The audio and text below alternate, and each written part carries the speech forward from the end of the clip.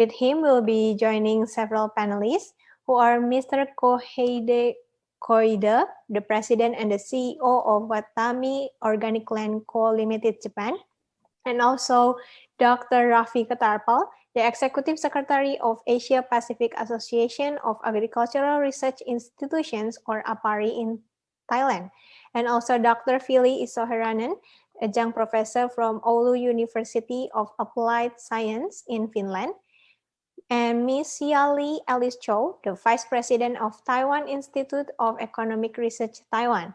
And also there is Dr. Wei Fang, the Professor in National University, Taiwan. Ladies and gentlemen, this panel discussion is available in 2 languages, English and Japanese. So you can use the button below to choose which language you prefer. Now we will going to start the panel discussion. Dr. Hu Senglur, it's your time. Hi, good morning from Taiwan. And we have 5 panelists in this discussion room talking about knowledge-based agriculture. So every member, we have 5 minutes for you to deliver your ideas or opinions about this topic. So why don't we start with Dr. Koide from Japan? Would you please start your opinion? これがですね、ワタミオーガニックランドというプロジェクトでございます。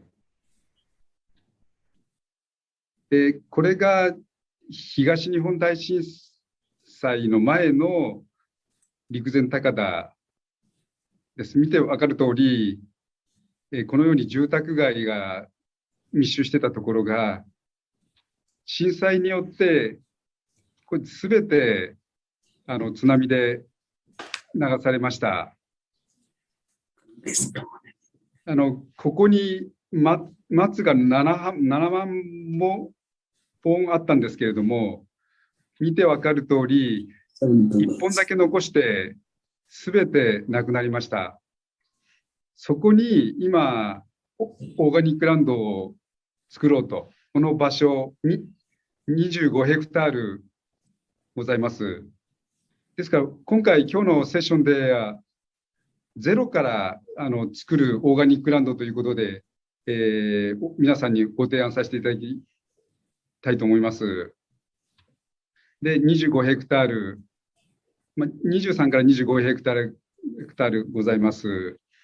でそれを、今ですね、これが直近の航空写真なんですが、この3ヘクタールの場所に、ワイン畑と、ソーラーシェアリングで、ここで発電したエネルギーで、この中の電気をすべて賄うということを目指しています。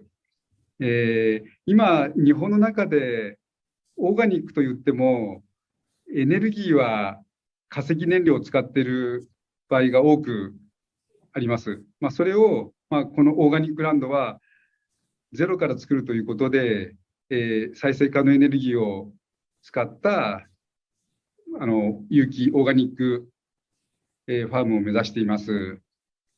で、その後、このコミュニケーションエリアには音楽ホールを作ったり、あとここではですね、次世代型の農業を目指しています。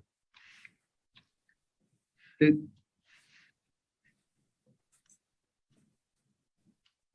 10年後には今の3ヘクタールのところを全体広げて23から25ヘクタール広げていきたいと思っています。ここでオーガニックを学んだり、宿泊して体験したりというエリアにして、今の日本ではオーガニックが全体の農業生産高の 0.5% ぐらいしかございません。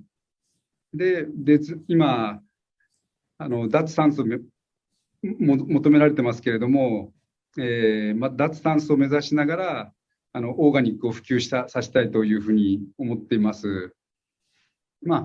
コンセプトとすると、これをワタミモデルと称しているんですけれども、再生可能エネルギーを使った6次産業というような形を目指しております。今オープンしたところはこのようなブドウ畑でこの上にソーラーシェアリングを設けるというような形になっています。でこの中の施設はすべて地元の木材を活用した形のレストランを作り、地元の食材を活用した形になってまして、このようにハンバーガーですとかスイーツですとかまだすべてオーガニックにはできてないんですけれども、今後オーガニックの商品を提供させていただいて、日本でオーガニックを広めていきたいなというふうに思っています。はい、私の方からプレゼンテーションは以上でございます。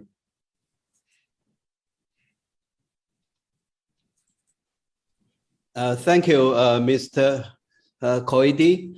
Very good idea about next generation organic farm. Yeah, and we are very lucky to hear about maybe the first concept farm in Japan. I especially like the barbecue area. So looking forward to visit that farm. Next member, how about Ravi? Yeah, do you have some idea about this topic? Yeah, sure. I will just share one or two PowerPoint if you permit me. Thank you, everyone, and thank you, Dr. Ler. After having such a forward-looking presentation before me from Japan, I have some general overview of what is happening in the region, because I don't work for one country. I have an overview of the region. And when I look at the region, we have a knowledge-based agriculture as the topic is, and we also talk of knowledge-smart farmers.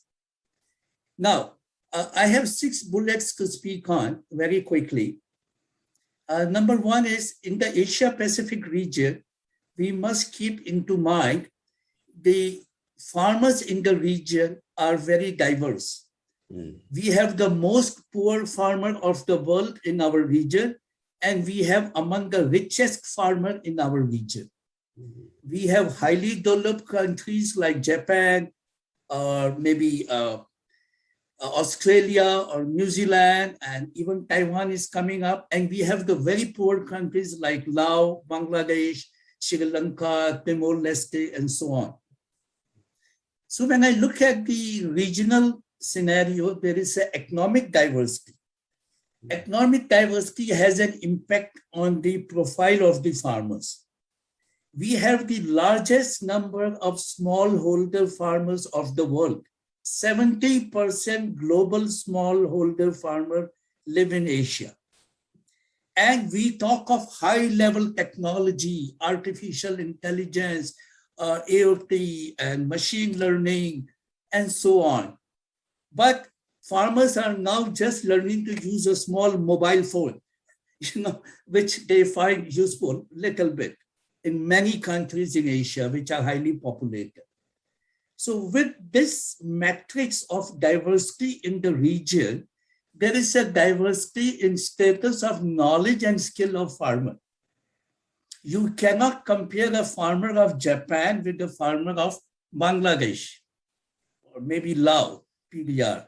So we have to be very careful when we talk of farmers in the region, how we want to go ahead. For a farmer, what is his knowledge? A farmer has a subset of local knowledge. He knows local knowledge. That is his knowledge. And we are talking about knowledge-based farmer. What we want, we have to make him technology knowledge-based farmer, technology innovation. This is fine. You can give him knowledge, but you have to give him means. You have to give him financial support. You have to give him a holding hand to push him forward, which will all depend on the national development. So there's a big challenge in the knowledge smart farmers. How much knowledge smart they should be, they can be, what is their economic situation. The United Nations established a decade of family farming recently from 2019 to 2029, 10 years. And that is a wonderful concept already adopted by Kyrgyzstan, Nepal, Philippines, and India, where they have a national committees, which is a multi-stakeholder platform where you have a bottom-up approach. Like where you consider the economic situation of the farmer, you give him knowledge, you give him help, you bring cooperatives, you give him technology, all technology like use of drones for spraying or use of all those gadgets, but in a very systematic, gradual way. That is where we feel in Asia, we can harmonize the farmer's knowledge, and we need to increase the productivity of the farmer. And productivity will only come not only by knowledge, but by bringing the functional capacity, the ability to communicate, ability to collaborate, ability to listen, ability to follow, which I was saying in my previous presentation. The soft skill of functional capacity is very important for farmers. And also I was talking about agriculture innovation system, which we are trying to work out across the poor countries in Asia with the support of FAO, where if you have built the capacity of the farmer, then of the farmer community, and then the enabling environment at the same time, then there is a value on the knowledge which farmer is having. One farmer, you can give knowledge, he has money, he can do everything. Other farmer, you give knowledge, he has no money, he cannot do anything. He will have more frustration.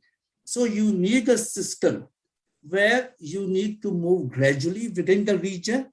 And Asia Pacific is lucky to have countries like Japan, Korea, Australia, New Zealand. They are actually helping a lot to such poor countries.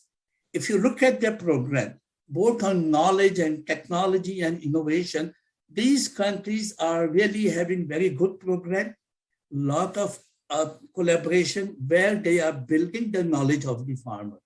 So I will like to stop here by concluding that you need a political will,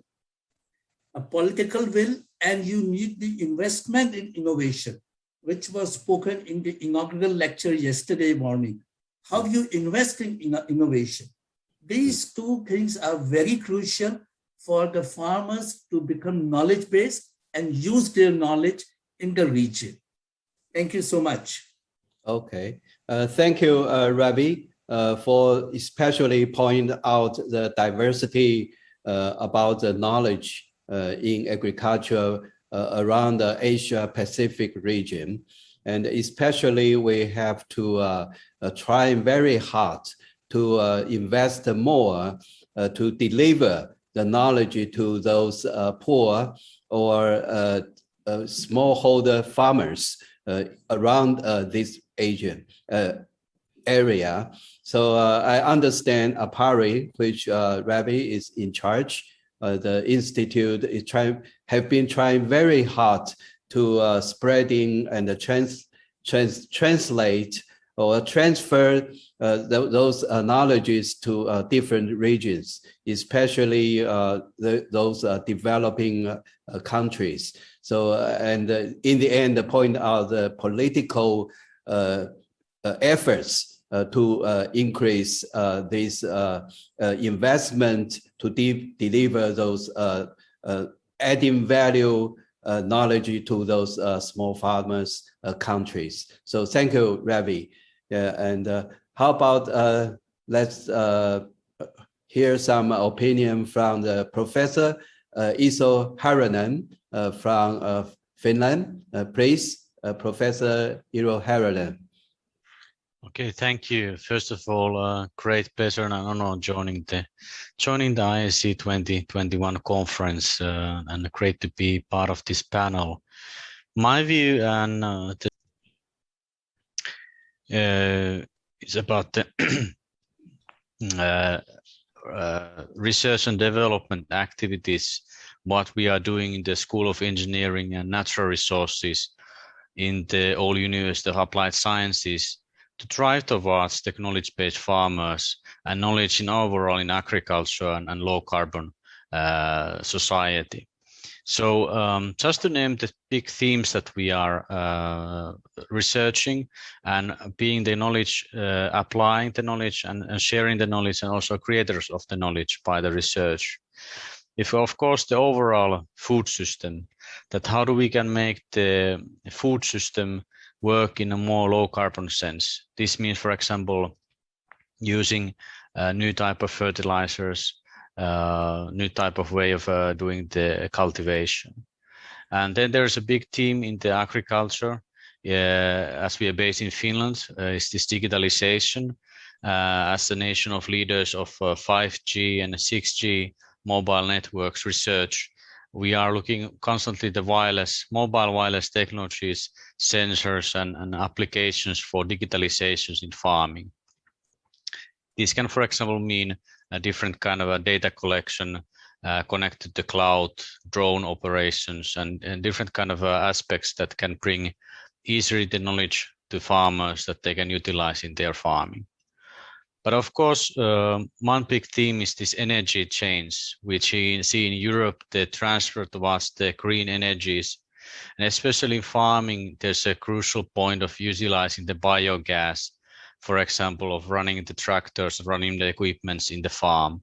And we are searching a lot and collaboration with different partnerships and stakeholders, is that how the local farms can produce their own gas, natural gases that they can utilize in their farming operations, or even turn that to be business linked with other companies that utilize the natural gases that they are producing. So this is a quite important area, and is also boosting the economy and also the viability of the business of the local farms if they can produce their own gas or sell it to outside other companies. Then related to that, of course, we are looking into the climate change as an opportunity for building new business.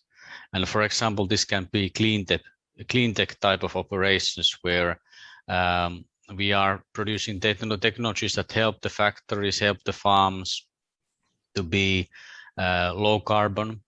And also we have a lot of technologies that can help to clean perhaps polluted waters or soil areas and different kind of contamination procedures that are in place. So this is an opportunity for us as a school and researchers and applied science to really transfer the knowledge to the companies that they could build their own products, business and services on top of that. And that is, of course, feeding the whole ecosystem of new way of thinking and seeing the opportunity in this big change that we are facing. So I think that the key drivers from this slide, you can see the energy efficiency and the renewable energy. That's a big change that is coming. Digitalization, the digital disruption is also facing the agriculture and the farming areas. And we see a lot of potential here, but we also recognize that there need to be locally relevant, farmer relevant applications of these digital technologies. A lot of education and training are needed to utilize those in a good way. And we need, of course, piloting to ensure that we take those technologies used in a smart way.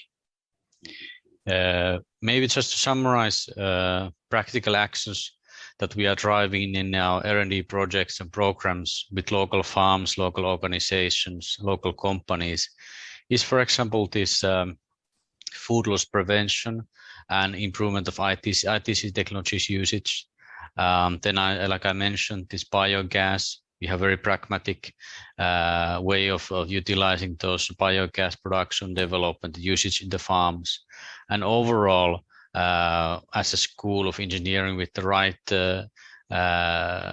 reach to the local farms and also quite a large students population, we are also coordinating regional actions towards low carbon society, because we identify that this is a large network within northern Finland and within the Europe, that we are able to collaborate and work together and learn across border different things and different innovations.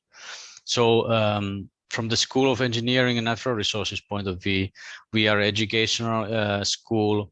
We are educating yearly persons that are going to be farmers, that are going to be continuing their family businesses in the farms. And we are, by the school, 4-year programs that they are taking in agriculture. We are introducing them to latest technologies and latest advancements in the research. But also we are then collaboration in different RDI programs and really utilizing the funding that is available from the European Union and the Finnish government to drive the knowledge sharing and knowledge building and innovations.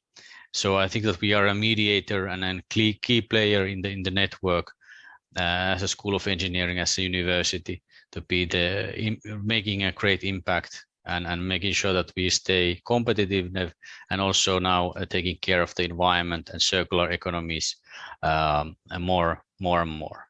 So thank you. That's my comments from Finland. Great of joining this panel. Yeah. Thank you, sir. I think it's very advanced and foresight idea about a new low carbon agriculture. Just 2 weeks ago, I think our Minister of Agriculture in Taiwan announced our resolution to build up a net zero agriculture system by 2050. I think that we are almost at the same pace. Similar information we received from Japan, Korea, and other advanced country.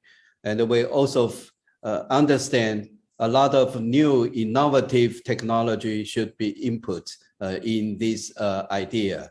So thank you very much, Iso Haranen, Professor, about your information. Thank you very much.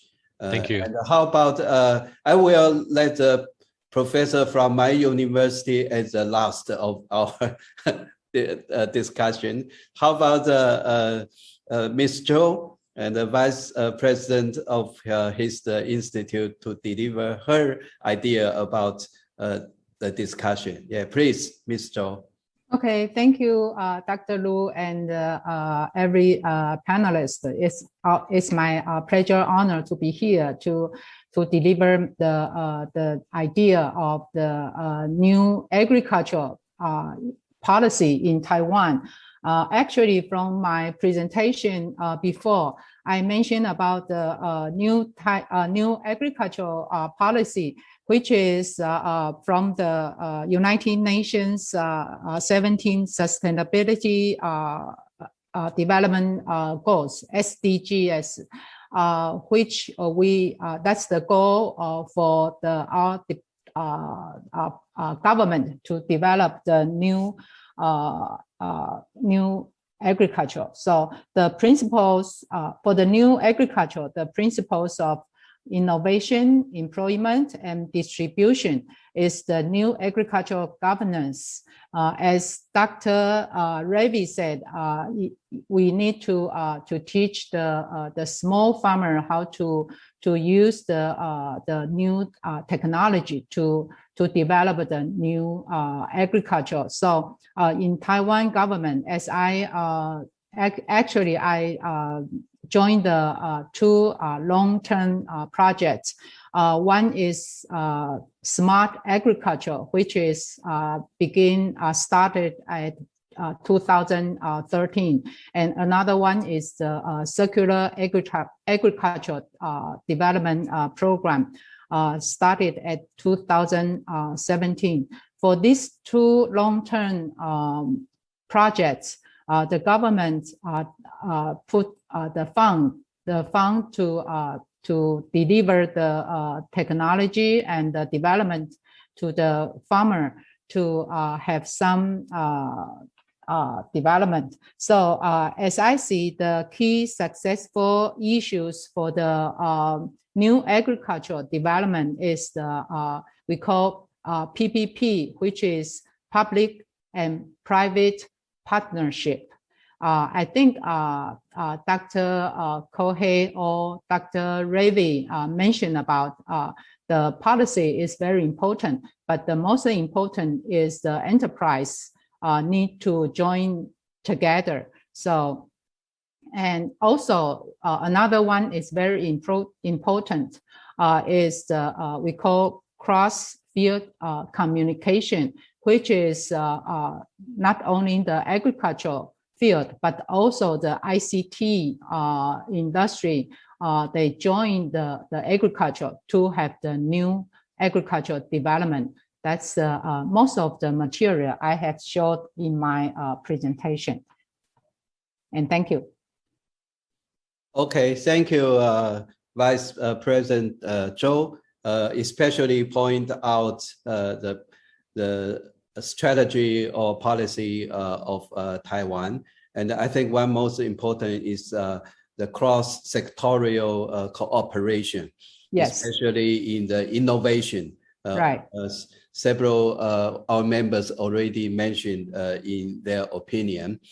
So that's important, as well as deliver those knowledge to smallholder farmers, yes, especially in different countries. Yeah, and finally, we have one more opinion from the Professor Fang Wei from my university. I'm proud of that. So would you please deliver your opinion?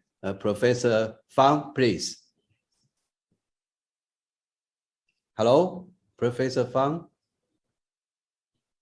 Would you please open your the voice? We cannot hear from you.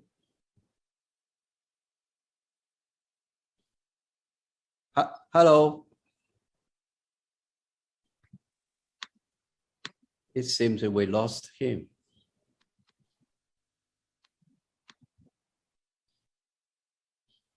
Hello.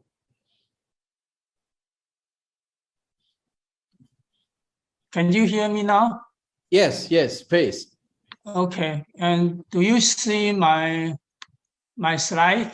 Yes. Now is Okay. full screen. Yeah. Okay. Okay. This is in one of my slides, and I want to emphasize this. I think in many small farm and also in the rural area, by using these insects, growing these insects can have multiple products.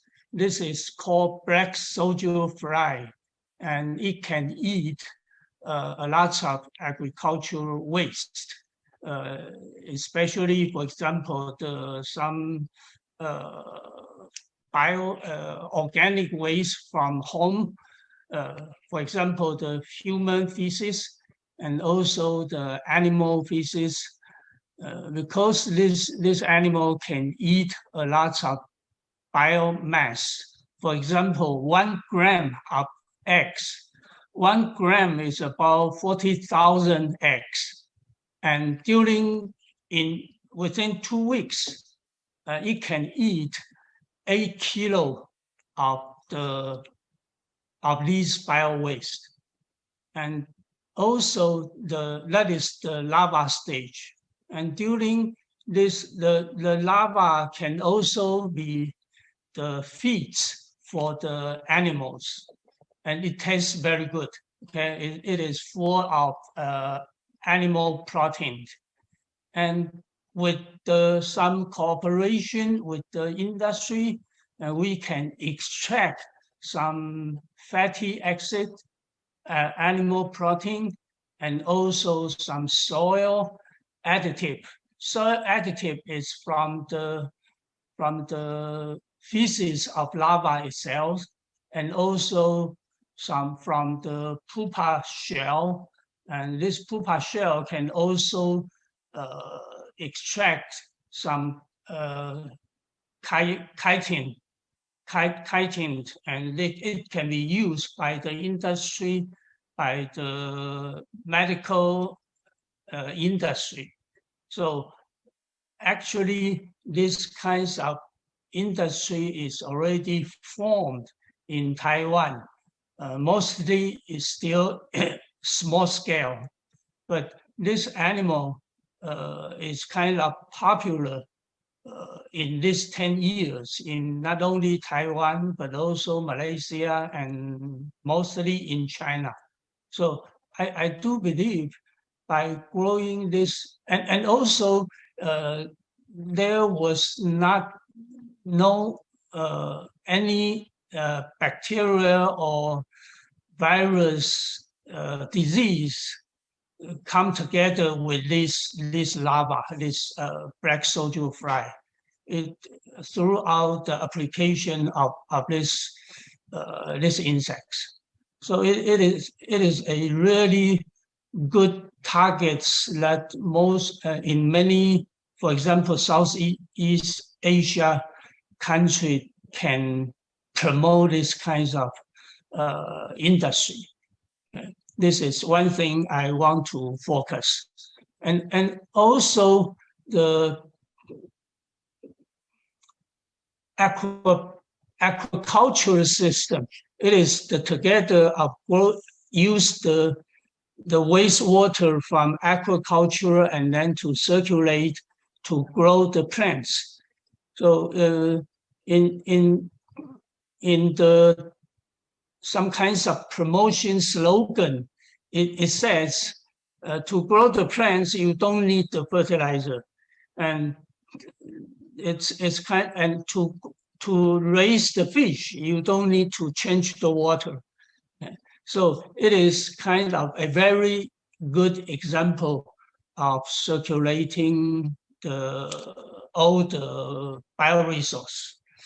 And in this aquaponics system, one thing you never forget is the bacteria within the system.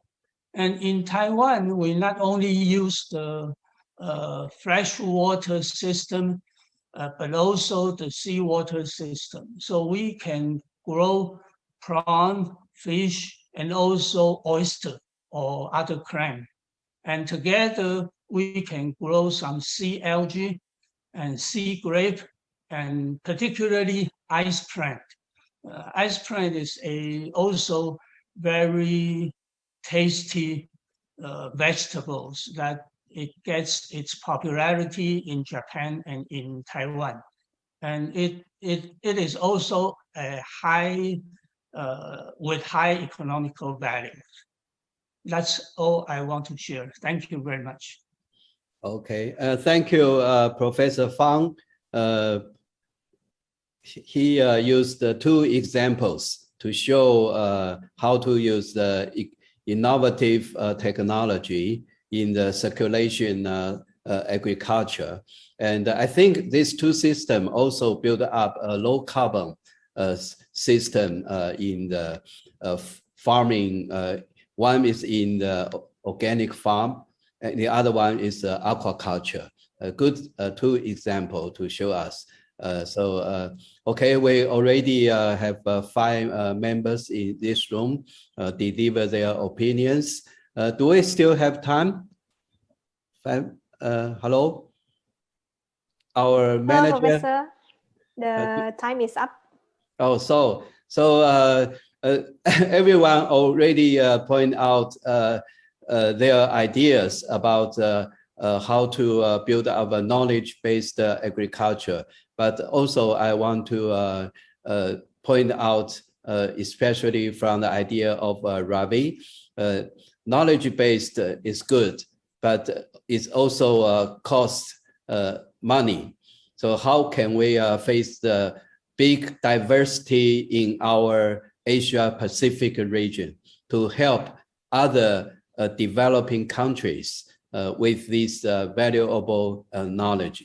So every country has their government, and we can help to ask our government to help the institute, especially like APARI, to help us to deliver those knowledges to these developing smallholder farmers country.